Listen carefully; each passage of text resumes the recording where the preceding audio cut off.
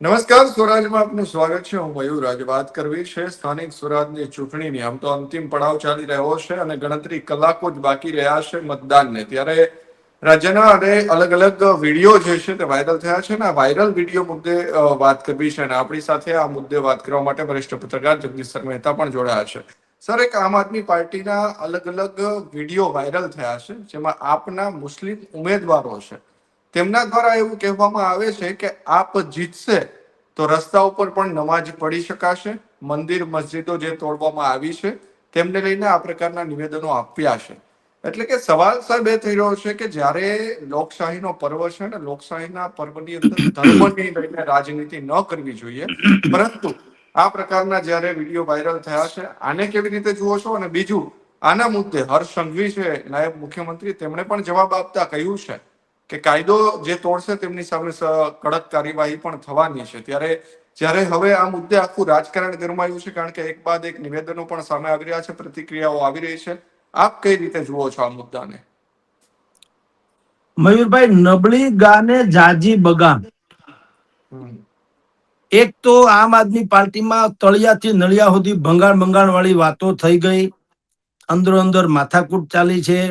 પૂરતા ઉમેદવાર ઉભા રાખી નથી શક્યા. 9,660 માંથી 5,000 ઉમેદવાર ઉભા રાખ્યા. 4,000 તો ઉમેદવાર ઓછા ઉભા છે. વિસાવદર થી માંડીને છેક સુધી બધે, ગોપાલભાઈ થી માંડીને આમ આદમી પાર્ટીની સામે કમસે કમ જેટલા મીડિયામાં તમે જુઓ છો કે એને લોકો પ્રશ્નો કરતા થયા છે. આમ આખી આમ આદમી પાર્ટી જે એ વિસાવદર વખતથી જે સબળ વિકલ્પ તરીકે ઉપસી હતી, એમાં અનેક છિદ્રો પડી ગયા. એટલે નબળી ગા જેવી થઈ ગઈ. નબળી ગા ને જાજી બગા. એટલે હવે એને આવા જ બધા, બાકી ઘટતું હોય ને આવા બધા મરી મસાલા પૂરા કરે, જેથી કરીને સત્યાનાશ થઈ જાય. હવે હું તમને આ વાત ઉપર આવું, જે વાતની તમે હું ચર્ચા કરવા બેઠા છે કે એક સાથે બુદ્ધિપૂર્વક, હું તો એમ જ કહીશ, ચારે કોર એક સરખા અથવા તો એક સરખી અપીલ કરતા જે છે વિડીયો વાયરલ મીંડ્યા થવા, તો બે વસ્તુ એમાં શંકા પ્રેરે. એ છે નંબર 1, યા તો ઈ એ છે ને બી ટીમ તરીકે કામ કરતું હોય અને ચાઈને આવા વિડીયો બહાર પડે, જેથી કરીને જીતવાની ઉમ્મીદ જ ન રહે. અને કા આમ આદમી પાર્ટીના હાઈ કમાન્ડ પાસે એવી કોઈ થિંક ટેન્ક કે એવું કોઈ નેટવર્ક નથી જેને રણનીતિકારો કહી શકાય કે આને સ્ટોપ કરાવડાવે.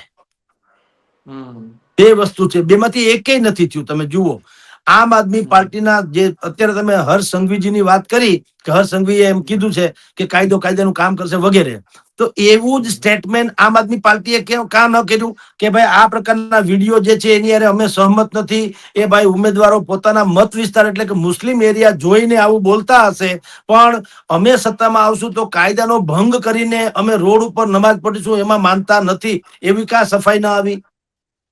અને જે તથા મસ્જિદો તૂટવા વગેરેની વાતો છે, તો ગેરકાનૂની હોય તૂટે છે ને, કોઈ કાયદેસરની હોય તો નથી તૂટતી. આપણે અહીં રાજકોટમાં છે જ ને, અહીંયા રેલનગર બાજુ આપણે જંગલેશ્વરમાં જઈએ છીએ, અહીંયા તો છે જ ને, રેલવે સ્ટેશન પાસે ગેબન ની દરગાહ છે, અદભુત છે. કાંક એને તો કોઈ હળી હંચોય થતો નથી, લીગલી છે, કોઈ વાત પ્રોબ્લેમ નથી. તો સવાલ ઈ છે કે આ જે ચાલે છે અત્યારે એક સરખા વિડીયો વાયરલ થયા છે, હું તો એમ માનું છું ઈ બુદ્ધિપૂર્વકની રણનીતિનો એક ભાગ પણ હોઈ શકે. આ બધા જ ફૂટલા હોઈ શકે, કારણ કે ખબર છે કે તમે પાણીમાં રહીને મગરની હારે વેર બાંધો તો તમે બચો કઈ રીતે? જે વિસ્તારમાં તમે તમારા વિસ્તાર પૂરતા હોય અને ત્યાં અપીલ કરો, ઠીક છે. જાહેરમાં હું તમને કહું, અમદાવાદમાં એક મુસ્લિમ મહિલા જે છે એને કીધું કે કોંગ્રેસ અને ઓવીસી, જુઓ, બે કીધું, કોંગ્રેસ અને ઓવેસી, ઈ બે પોતપોતાના માટે લડે છે. એકમાત્ર મુસ્લિમ કોમ માટે કોઈ લડતું હોય તો એ આમ આદમી પાર્ટી છે. હવે આવું જયારે ઈ વિડીયો એનો છે, અવેલેબલ છે, હવે ઈ વિડીયો સાંભળે ગુજરાતમાં શું અસર પડે એ મને લાગે કહેવાની કઈ જરૂર નથી. સરખેજમાં યાસીન મિયા ઉર્ફ ઉસ્માન મિયા સૈયદ નામના, જેને કાઉન્સમાં બગદાદી, એને બગદાદી પણ કે છે, આ બધા ઉર્ફે ઘણા બધા નામ હોય. યાસીન મિયા ઉર્ફ ઉસ્માન મિયા સૈયદ, હવે એને પણ આ જ વાત કરી સરખેજમાં કે જો આપણી મસ્જિદોને સલામત રાખવી હોય અને આપણે જાહેરમાં ઈબાદત કરીએ છીએ તમારે ચાલુ રાખવી હોય તો આમ આદમી પાર્ટીને જીતાડો. આપણી પાર્ટી જીતશે તો આ પ્રકારના તમને રક્ષણ આપશે. ત્રીજી વાત છે વડોદરામાં સૈયદ મોહમ્મદ તોફીસ એટલે એ મસ્જિદ એ રિફાઈ નામની એક મસ્જિદ છે. મસ્જિદ એ રિફાઈ એના જે તેઓ શ્રી વડોદરાના છે સૈયદ મોહમ્મદ તોસીફ. હવે એને પણ આ જ વાત કરી જે તમે હું જેની ચર્ચા કરીએ છીએ કે ભાઈ જો તમે આમ આદમી પાર્ટીની સરકાર બનાવશો તો આપણી મસ્જિદો બધી સલામત રહેશે, ઇબાદત ગાહો જેને કહેવામાં આવે તે, અને રોડ ઉપર આપણે નમાજ પડતા કોઈ આપણને અટકાવી શકશે નહીં. આટલું અધૂરું હતું. આપણે કહીએ ને કે એક હી ઉલ્લू કાફી है बर्बाद गुलिस्ता करने को, हर साख पे उल्लू बैठे हैं अंजामे गुलिस्ता क्या होगा. આટલું બધું જે ધર્મ જનૂની લોકો કટ્ટરવાદીઓ કે મૌલાનાઓ ઈ બોલે એ તો સમજ્યા હાલો કે ભાઈ એ તો ધર્મના નામે ઈ બોલે ને બહેકાવવા માટે બોલે કે એના મતદારોને રીઝવવા માટે બોલે, પણ ઉમેદવાર મકતમપુરા અને ખાડિયા, અમદાવાદના મકતમપુરા અને ખાડિયા એના ત્યાંના વોર્ડના આમ આદમી પાર્ટીના ઉમેદવારનો પણ એક વિડીયો છે. ઈ પણ આ જ ભાષામાં આ જ વાત કરે છે.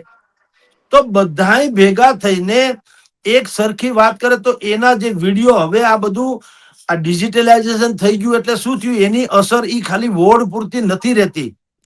જે કટ્ટર મુસ્લિમ છે એ માની લો કે એને મત આપે પણ ખરા તો કટ્ટર હિન્દુ છે એ તો ન પણ આપે ને. અને એમાં ડિજિટલાઇઝેશનમાં કાંઈ કોઈને સરહદ નડતી નથી. વડોદરાનો વિડીયો છે રાજકોટ, જુનાગઢ, ભાવનગર, જાફરાબાદ બધે અસર કરે. અને એક એવું નેરેટિવ્સ આખું રચાય કે આમ આદમી પાર્ટી એ જેમ અહીંયા આપણે ગોપાલ ઉપર આક્ષેપ છે ને કે પાટીદારોનું વધુ ખેંચે છે એવું છે, જ્યારે કે 18 વર્ષનું ખેંચવું જોઈએ. તેમ છતાં એક આરોપ એવો છે કે ભાઈ ગોપાલ ઇટાલિયા પાટીદારોનું જ વર્ચસ્વ ઈચ્છે છે, બીજા બધાનું નહીં. એટલે ઈસુદાનને પણ અત્યારે તમે જુઓ એ પ્રમાણે એને ઓછું વેઇટેજ મળતું હોય એવું લાગે જ્યારે કે પ્રેસિડેન્ટ છે.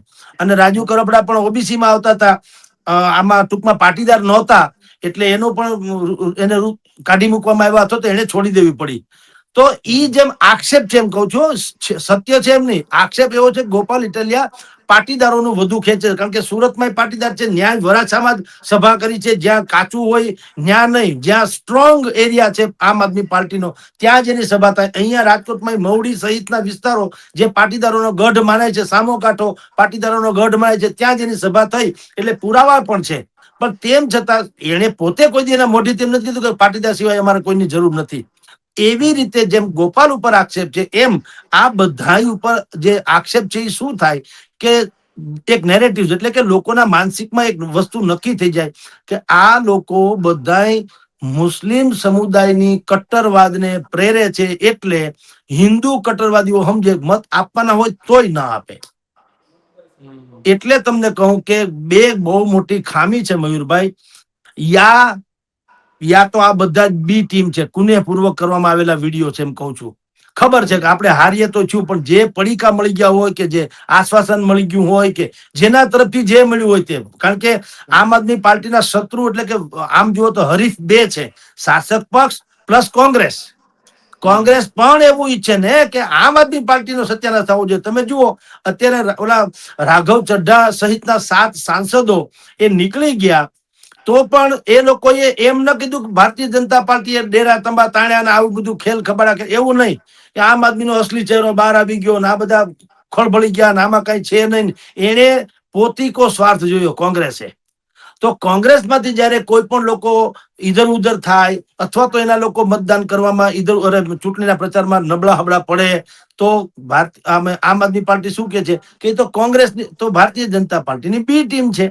એટલે બંને આમ આદમી અને કોંગ્રેસ બે એકબીજાના ટાટિયા ખેંચમાં રહ્યા છે અને એનો બેનિફિટ ભારતીય જનતા પાર્ટીને મળે છે. એમ આ બે માંથી કોઈ પણ ભાજપ કે કોંગ્રેસ બે માંથી કોઈએ પણ આ જે હું 4-5 વિડીયો હું કહું છું સંભવ છે કે કોક એમાં હશે બે માંથી એક પક્ષના લોકો કે આવું બોલો એટલે એક નેરેટિવ નક્કી થાય કે આમ આદમી પાર્ટી એ મુસ્લિમ તૃષ્ટિકરણની વાત કરનારી પાર્ટી છે. કારણ કે એક સાથે આટલા બધા વિડીયો રાતોરાત બધા આવવા માંડે એ શંકા તો સ્પેરે જ છે. શંકા એટલા માટે પ્રેરે કે એકાદી માણસ આવો વિડીયો આવે ને પછી એની નીચેની કોમેન્ટ તો આપણે વાંચીએ જ છીએ કે જુઓ આ બધા શું કરવા માંગે છે, આને મત આપીને તમે શું કરવા માંગો. તો પછી બીજો વિડીયો આવતા પહેલા કોકે ઈસુદાન ગઢવી, આપણું હું કહું આમ આદમી પાર્ટીના ઈસુદાન ગઢવી છે, તો એને ફોન નહીં કર્યો હોય કે ભાઈ આ ટાઈપના વિડીયો બંધ કરો, એ આપણી પાર્ટીની છબી બગાડે છે. આપણે કોઈ તૃષ્ટિકરણમાં માનતા નથી, આપણે 18 વર્ણમાં માનીએ છીએ. આપણા માટે બધા જ લોકો સરખા છે, એટલે આવું સ્પેસિફાય ધર્મના નામે પ્રચાર ન કરો એવું કેવું જોઈએ ને, જેને ડિઝાસ્ટર મેનેજમેન્ટ જેવું કહેવાય. ડેમેજ કંટ્રોલ શબ્દ પણ છે.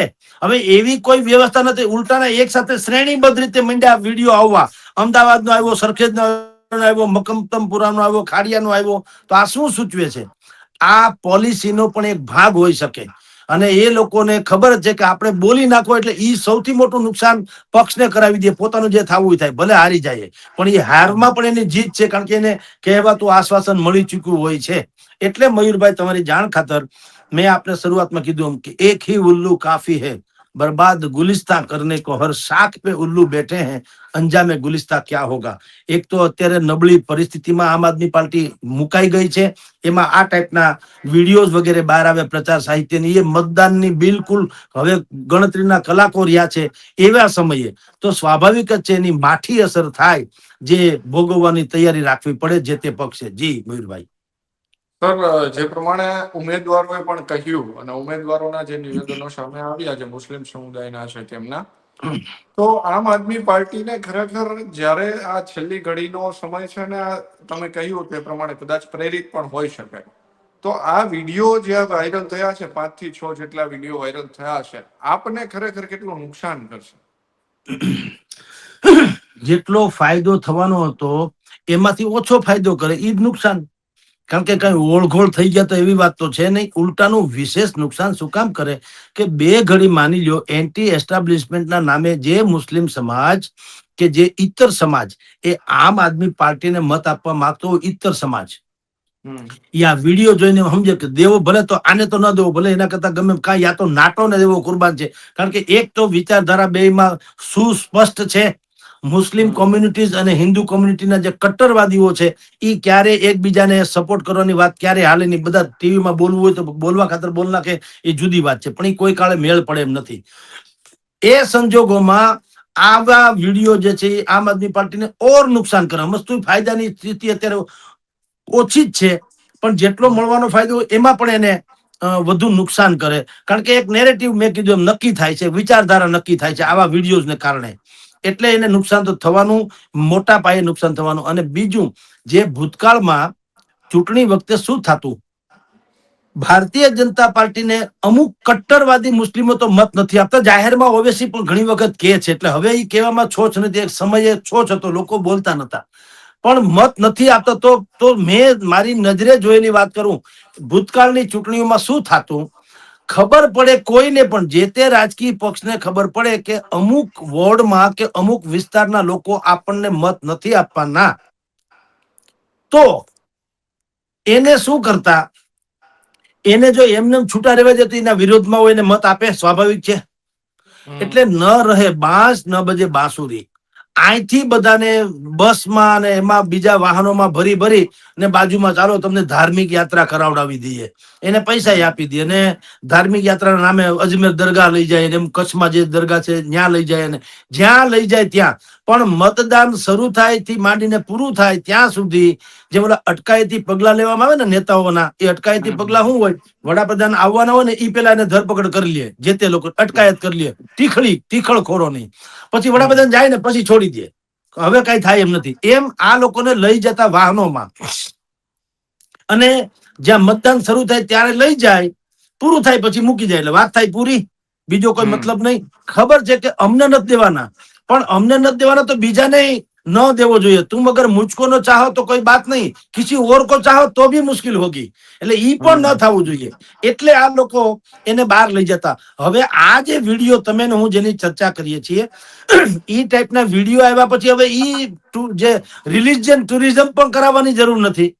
લોકો આપોઆપ સમજી જાય કે આને મત ન દેવાય. કારણ કે મતનું ગુજરાતી આ લોકો એવું સમજે છે કે કોઈ પણ હિસાબે અમને મત મળે તો અમે જાહેરમાં નમાજ પઢીશું, આપણી ગેરકાનૂની મસ્જિદ હશે એ પણ યથાવત રહેશે. તો જે લોકો મત આપતા હોય એ પણ ના આપે. એટલે નુકસાન આમ આદમી પાર્ટીને વિશેષ થાય મયુરભાઈ, એમાં કોઈ સંશય નથી. જી જી સર, ખૂબ ખૂબ આભાર આપનો સમય આપવા બદલ. જી નમસ્કાર.